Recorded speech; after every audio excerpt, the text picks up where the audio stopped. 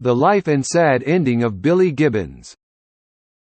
Billy Gibbons was born William Frederick Gibbons on December 16, 1949, in Houston, Texas, U.S. Gibbons grew up in a home that favored both classical and country sounds.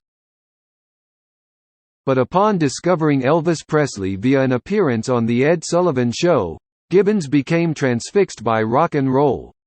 It wasn't long before he discovered other early rock and rollers as well as bluesmen via a local radio station. Soon after receiving a Gibson Melody Maker electric guitar and a Fender Champ amp for Christmas in 1963, Gibbons began emulating his heroes, forming his first band when he was 14. The guitarist later joined a group around the mid-60s called the Coachmen, who specialized in more psychedelic-based sounds, inspired by the likes of Jefferson Airplane, Jimi Hendrix, and the local Texas outfit 13th Floor Elevators. Gibbons' band eventually changed their name to the Moving Sidewalks, issuing a lone album in 1968, Flash, although an early single, 99th Floor, would later receive attention when included years later on the Pebbles, Volume 2 compilation. While the Moving Sidewalks never made a splash outside of Texas, Gibbons must have been pleased when Jimi Hendrix began endorsing the guitarist as one of his favorite new players to the media. When the Moving Sidewalks folded in 1969, Gibbons sought to form a more straight-ahead, boogie blues rock-based band, and after hooking up with a pair of fellow Texans, bassist Dusty Hill, and drummer Frank Beard, ZZ Top was born. The power trio slowly but steadily built up a solid following, largely due to Gibbons' tasty guitar playing and muscular riffs. Over the course of 5 classic albums over a 6-year span, ZZ Top became one of the country's top rock bands before taking a 3-year break.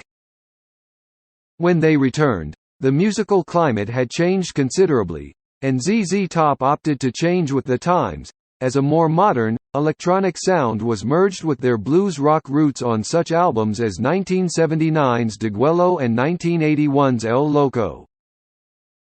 But with the release of 1983's Eliminator, the new approach came together for the group, while both Gibbons and Hill happened to come across a gimmick that will be forever associated with the group: long and stringy beards that grew down to their chests. It didn't hurt that the group was responsible for some of MTV's most popular video clips of all time: Give Me All Your Loving, Sharp-Dressed Man, and Legs. Gibbons and Hill also became known for their assortment of matching and outlandish guitars, which were also always on display in their videos.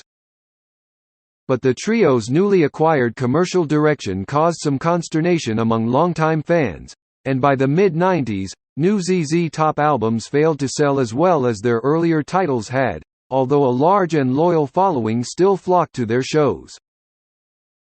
Following 2003's Mescalero, ZZ Top parted ways with RCA, and it took them nearly a decade to deliver a new album.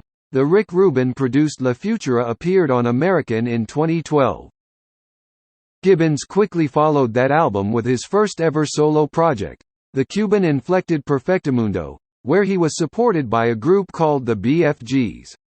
Perfectamundo appeared in November 2015. 3 years later, Gibbons released a second solo album called Big Bad Blues, which featured Guns N' Roses drummer Matt Sorum. A longtime vintage guitar collector, Gibbons owns some of the world's most cherished and rare guitars, including a particular instrument that he's become synonymous with, a 1959 Sunburst Les Paul Standard. In addition to music, Gibbons supposedly owns several automotive-related patents in his name, is an avid painter, and collects rare African art and artifacts, amassing so many that he was forced to store them in a warehouse in Houston. Besides recording with ZZ Top, Gibbons has been known to go by the alias Eustace Walker, appearing on recordings by Jeff Healey and the Rainer and Doss Combo.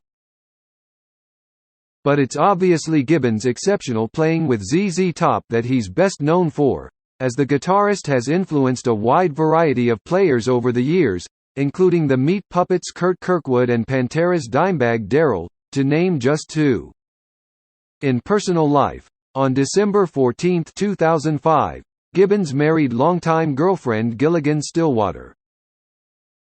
Gibbons is an avid car collector and custom car enthusiast with an extensive collection that includes a 1948 Cadillac Series 62, a 1962 Chevrolet Impala, a 1950 Ford Business Coupe, and a 1958 Ford Thunderbird. One of his earliest custom cars, a 1933 Ford Coupe, was featured in 3 of ZZ Top's music videos and is also on the cover of their 1983 album, also titled Eliminator. Gibbons also published a book in 2011 about his love of cars and guitars titled Billy F. Gibbons, Rock Plus Roll Gearhead. The November 2014 issue of Guitar World magazine featured an interview with Gibbons and fellow guitarist Jeff Beck about their mutual appreciation of cars, guitars, and everything in between. For several years, Gibbons has appeared wearing a braided cloth cap rather than his familiar Stetson hat. During a visit to Vienna, he met the chief of the Bamileke people from Cameroon, with whom he traded the hat for the cap. Probably, right now is his worst time when his health is slowly deteriorating. Thank you for listening to the story about the life of Billy Gibbons. Like and comment on your opinion in the comments section below.